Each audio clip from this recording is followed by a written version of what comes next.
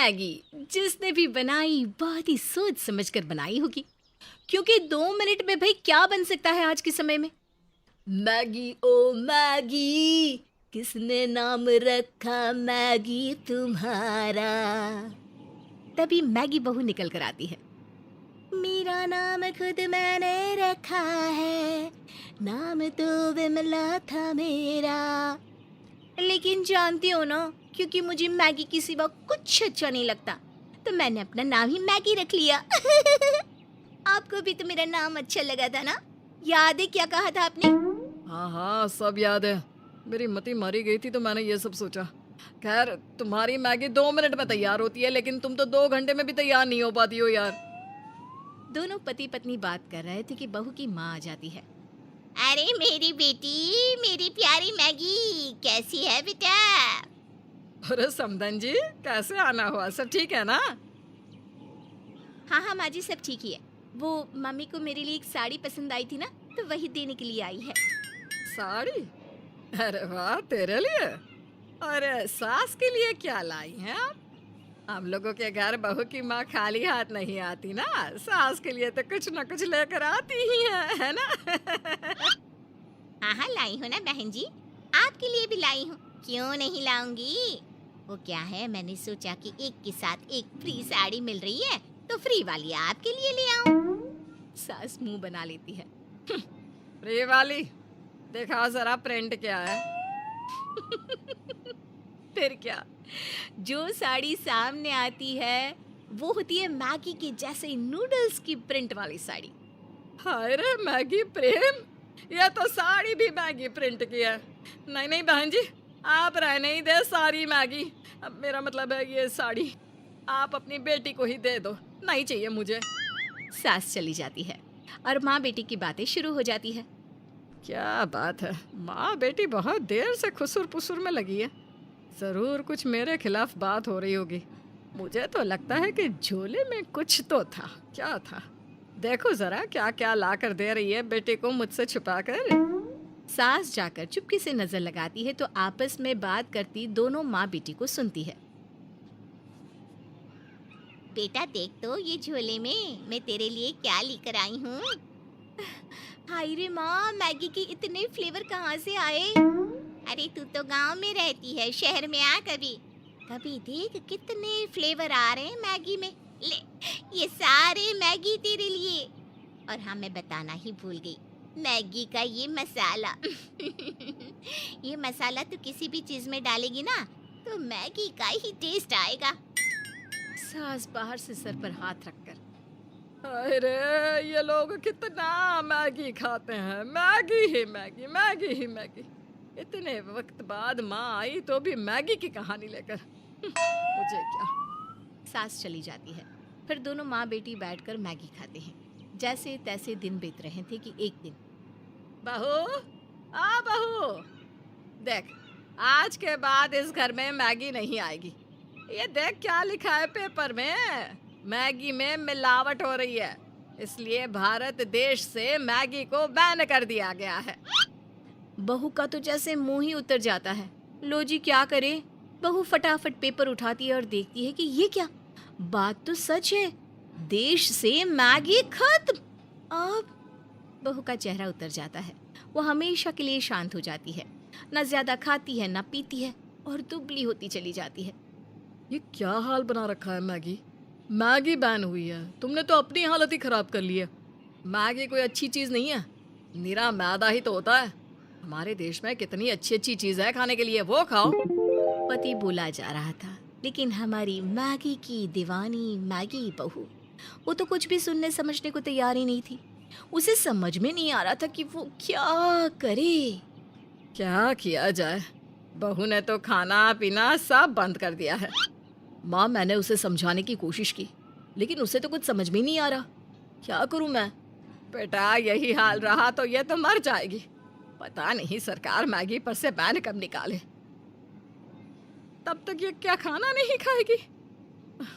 बेटा तू ना इसे मायके छोड़ा, मरना होगा तो वही मरेगी। क्यों? माना माँ तो उसकी माँ नहीं है, लेकिन वो मेरी बीवी है, प्यार करता हूँ मैं उसे। उसके मरने से पहले मैं ना मर जाऊं, वो कहीं नहीं जाएगी। मैं उसे किसी तरह से खाना जरूर खिलाऊंगा। लेकिन लाख कोशिश के बाद भी मैगी बहू खाना नहीं खाती। फिर एक रोज, देख बेटा मैगी ये ले, जाइए खिला दे बहू को। अरे वाह माँ, पर ये कहाँ से आई? अरे तुझे क्या करना है बच्चे के दांत गिनकर, तू तो ये मैगी बहू को खिला। बेटा खुश होकर बीवी के कमरे में जाता है। मैगी ओ मैगी, देखो मैं क्या लेकर आया। क्या लाए हो? मैगी तो नहीं लाए होंगे ना? अरे नहीं नहीं बहू, मैगी ही है, ले खा ले, मैंने खुद अपने हाथ से बनाई है बेटा। फिर क्या था, बहू के बेजान शरीर में जान आती है।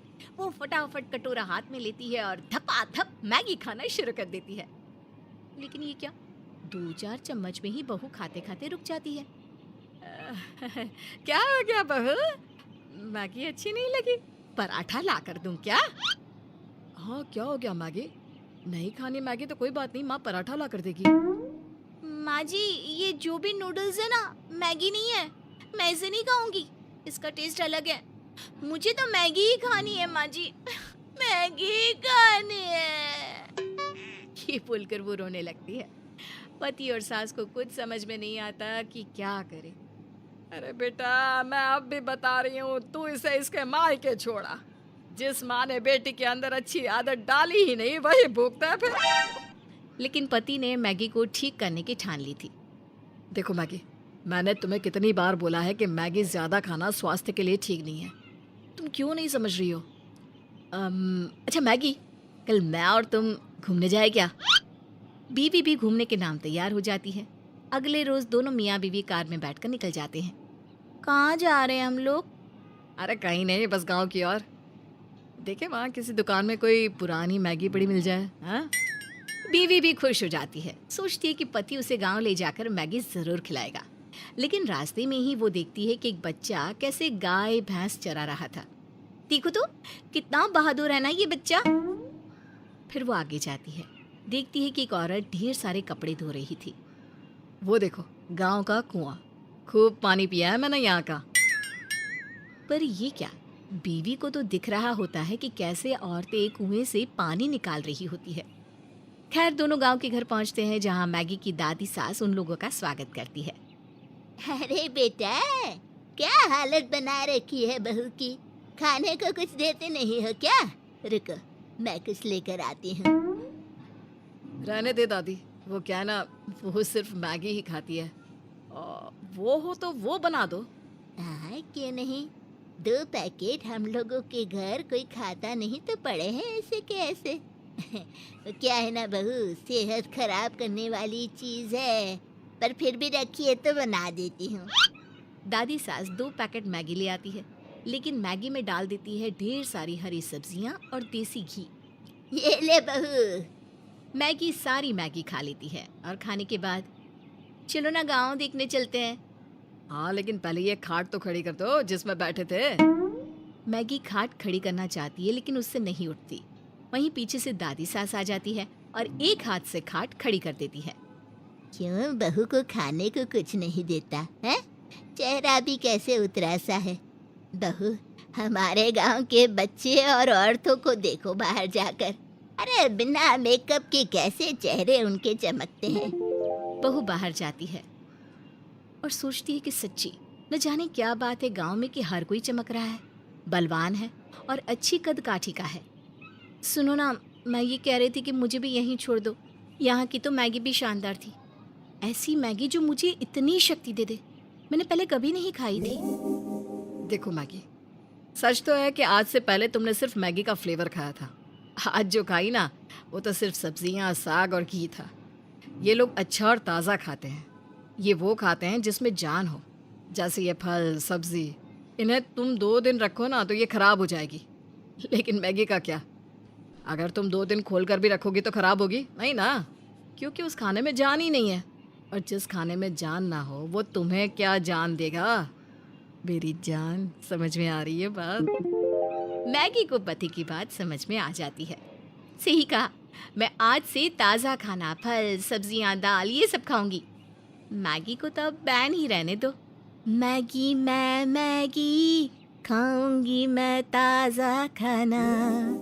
अरे चलो जल्दी करो, हमें है शहर जाना।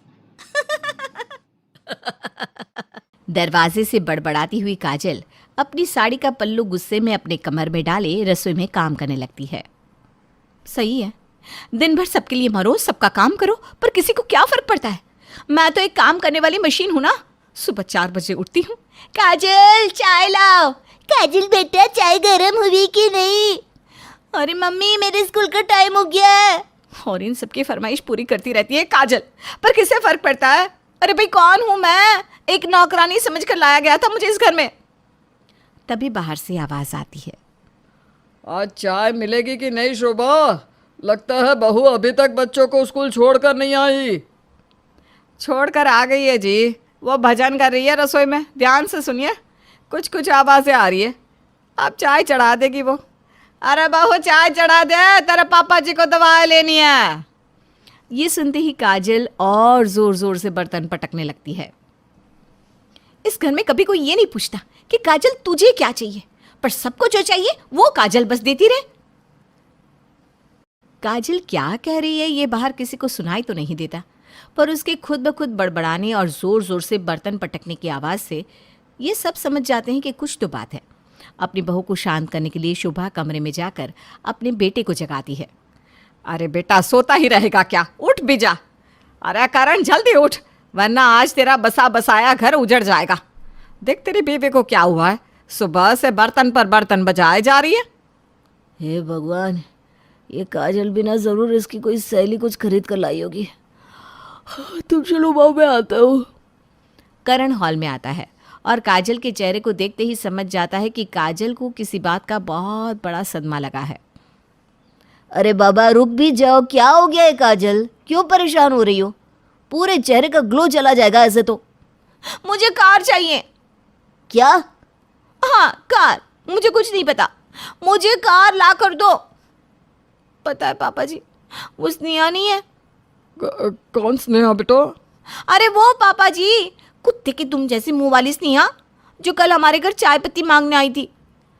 उसके चेहरे की मुस्कान देखकर ही कल मैं समझ गई थी कि कोई तो बात है, पर उसने मुझे कुछ बताया नहीं। और आज नई गाड़ी निकाल कर लाई है शोरूम से, अपने घर के बाहर खड़ी कर रखी है उसने। ना चलने का ढंग, ना कपड़े पहनने का ढंग, और अपनी बड़ी सी गाड़ी में बैठकर मुझे आपकी बहू को दिखा रही थी। देख देख काजल, कितनी ऊंची सीट है मेरे कार की। आप ही बताइए पापा जी, हमारे घर आकर चावल दाल मांगने वाली बड़ी बड़ी गाड़ियां ले रहे हैं और आपकी बहू को ऑटो रिक्शा में घूमना पड़ रहा है। अच्छा लगता है क्या? दूसरों से हमारी क्या पड़तर काजल, क्यों अपना मन जलाती हो? स्नेहा का घर तो खुद किराए का है और ये हमारा अपना मकान है। वैसे तो उसे भी अपने पति को कहना चाहिए कि देखो काजल के पास तो अपना मकान है, मुझे अपना मकान दिला दो। अरे ऐसे तो तुम कल को मुझे ये भी कहोगी कि तारों के पास चांद है तो मुझे चांद ला कर दो। हाँ हाँ, जैसे मैं कोई बच्ची हूं ना, बेकार की जिद करने लगूंगी। अरे तुम लोग आपस में झगड़ो मत, हम सोचते हैं इस बारे में बहू। गौतम को लगा कि ऐसा करने से उसकी बहू कुछ देर शांत बैठ जाएगी, पर वो तो 2 मिनट बाद ही अपने ससुर जी के पास आकर कहती है, कुछ सोचा क्या पापा जी आपने? अरे बेटा 2 मिनट हुए हैं मुझे चाय पिए हुए। देख अभी तक तो कब भी ठंडी नहीं हुई। मैं इतनी जल्दी इतनी बड़ी गाड़ी के बारे में कैसे सोच सकता हूँ? अच्छा ठीक है पापा जी, कुछ देर ना।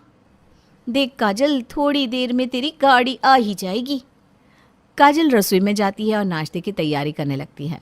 वो एक रोटी बेलती ही है कि फिर उसके दिमाग में बड़ी सी गाड़ी घूमने लगती है। वो दौड़कर अपने ससुर के पास आती है। पापा जी अब करण से बात कीजिए ना गाड़ी खरीदने के लिए, मुझसे तो कोई काम भी नहीं हो रहा, कोई कच्ची सब्जियां भी नहीं है रसोई में और मुझसे ना लाया भी नहीं जाएगा। बाहर निकलते ही वो स्नेहा मुझे 10 बातें सुनाने लगेगी, मुझसे नहीं सुना जाता इतना सब। काजल ये सब कहकर फूट फूट कर रोने लगती है। काजल अब ठान चुकी थी कि वो अपने घर गाड़ी लेकर ही आएगी। वो दिन भर या तो खुद में बड़बड़ाती रहती या रोती रहती। उसने तो घर से निकलना भी बंद कर दिया था। वो बस अब घर से बाहर ही निकलती अपने बच्चों को स्कूल छोड़ने के लिए। एक सुबह, करण उठो, जाओ बच्चों को स्कूल छोड़ाओ, और 12 बजे पेरेंट्स टीचर मीटिंग है, उसमें भी चले जाना, क्योंकि अब मैं घर से बाहर नहीं जाने वाली। मुझे नहीं सुनने लोगों के ताने। अरे हद हो गई काजल, तुम समझना ही नहीं चाहती कैसे होगा सब मैनेज। 2 रुपए में गाड़ी नहीं आती, EMI भरना पड़ेगा हमें। तो ये कहो ना, मैं अब कोई खर्चा नहीं करूँगी, मैं वादा करती हूँ, मैं कोई शॉपिंग भी नहीं करूँगी, कहीं रेस्टोरेंट ले जाओ ऐसा भी नहीं कहूँगी। फिर तो हम कर लेंगे ना मैनेज। अब तो हाँ बोलो ना। ठीक है, ले आता हूँ कार। पर प्लीज़ अब तुम घर में ये रोना धोना और कूड़ कूड़ करना बंद कर दो। और क्या था, अगले ही पल काजल के घर के बाहर भी एक बड़ी सी गाड़ी खड़ी हो चुकी थी। वो सीधा स्नेहा के पास जाती है। तुम्हारा मॉडल ज़रा पुराना लगता है ना स्नेहा। उस दिन तो मैं बिज़ी थी ना, तो मैंने ध्यान ही नहीं दिया। वो क्या है ना, मेरे पास तो इतने सारे गाड़ी के ऑप्शंस थे, महंगे से महंगी, तो मैं उसी में बिज़ी थी कि कौन सी गाड़ी लूँ। मैंने ना सबसे हाईएस्ट मॉडल ली है। मॉडल अपग्रेड करने के वैसे 4 लाख रुपए लग गए, पर क्या फ़र्क पड़ता है, 4 लाख में तो आजकल होता ही क्या है। चल अब चलती हूँ। हाँ, मैं काजल को जो चाहिए था वो मिल चुका था, अब वो खुश थी। इस तरह 1 महीना बीत जाता है। मुझे कुछ समझ में नहीं आ रहा काजल, अभी 1 महीना हुआ है, EMI कैसे भर पाऊँगा मैं। अच्छा तुम देखते जाओ मैं सब कुछ कैसे मैनेज करती हूँ। अब क्या था, काजल खाने के नाम पर दाल रोटी बनाना शुरू कर देती है। कल के मरते कहीं आज ना मर जाऊं। अरे मुझे कोई बीमारी नहीं हो गई है बहू जो तूने मुझे दाल रोटी परोस दे। कार की EMI बनी है ना मम्मी जी, तो इतना तो करना ही पड़ेगा। अब से इस घर में चाय नहीं बनेगी, दूध वाले को मैंने दूध लाने से मना कर दिया है। अब ना दूध आएगा ना चाय बनेगी, तो गैस की भी बचत होगी, ना नमकीन ना कोई सब्जी, बस दाल रोटी। इस वक्त जहाँ काजल को घर की ज़रूरतों के बारे में गौर करना चाहिए था, वो अभी अपने कार की ज़रूरत को पूरा करने में डटी पड़ी थी। पर अपनी सैलरी से घर खर्च के साथ साथ बच्चों के स्कूल की पढ़ाई और EMI करण मैनेज करता भी तो कैसे करता। EMI भरने के चक्कर में 2 महीने से करण ने अपने बच्चों की स्कूल भी नहीं दी थी। स्कूल छुट्टी के बाद दोनों बच्चे घर आते हैं। मम्मी देखो, स्कूल से हमें ये नोटिस मिला है। तुमने मम्मी को क्यों बताया चिंटू, मैंने मना किया था ना। अब तुम दोनों कुछ बताओगे कि नहीं, हुआ क्या है, कैसा नोटिस है ये। 1 महीने से टीचर हमें क्लास से बाहर खड़ा रखती है मम्मी, क्योंकि पापा हमारी फीस नहीं भर पा रहे। पर कोई बात नहीं मम्मी, गाड़ी भी तो ज़रूरी है ना तुम्हारे लिए। पर मैम ने आज हमें नोटिस दी और कहा कि इस बार फीस नहीं भरी तो दोनों को स्कूल से निकाल देंगे। तभी घर के फ़ोन की घंटी बजती है। हेलो मिस काजल, मैं चिंटू और प्रिया की मैम बोल रही हूँ। एक गार्डियन है आप, आपको पता होना चाहिए कि बाकी ज़रूरतें पूरी हो सकती है, उसके लिए पूरी उम्र पड़ी है, पर बच्चों की पढ़ाई के साथ कॉम्प्रोमाइज़ नहीं होना चाहिए। मुझे प्रिया और चिंटू ने बताया कि आप लोगों ने गाड़ी ली है, और जब से आप लोगों ने गाड़ी ली है तब से इन बच्चों की फ़ीस जमा नहीं हुई। तो आपके लिए अपने बच्चों के करियर से ज़्यादा गाड़ी इम्पॉर्टेंट है। आप खुद पढ़ी लिखी होकर ऐसी सोच रखेंगी तो आपके बच्चों का भविष्य सोचकर ही मुझे डर लगता है। अपने दोस्तों के सामने खुद को बड़ा दिखाने की होड़ में काजल अपने घर की स्थिति भूलकर वो सब कुछ कर रही थी जो कार पाने के लिए वो कर सकती थी। पर अपने सामने अपने बच्चों का स्कूल से दाखिला हटता देख वो घबरा गई। अब उससे अपनी गलती का एहसास हो चुका था। वो एक पल की भी देर नहीं करती और अपनी गाड़ी बेच देती है। तुम सही थे करण और मैं गलत। दिखावा हमें अंधा कर देता है। हमें अपनी स्थिति के हिसाब से सब कुछ मिलाकर चलना चाहिए, ना कि लोगों को दिखाने के लिए। अब ऐसी गलती दोबारा कभी नहीं करूँगी।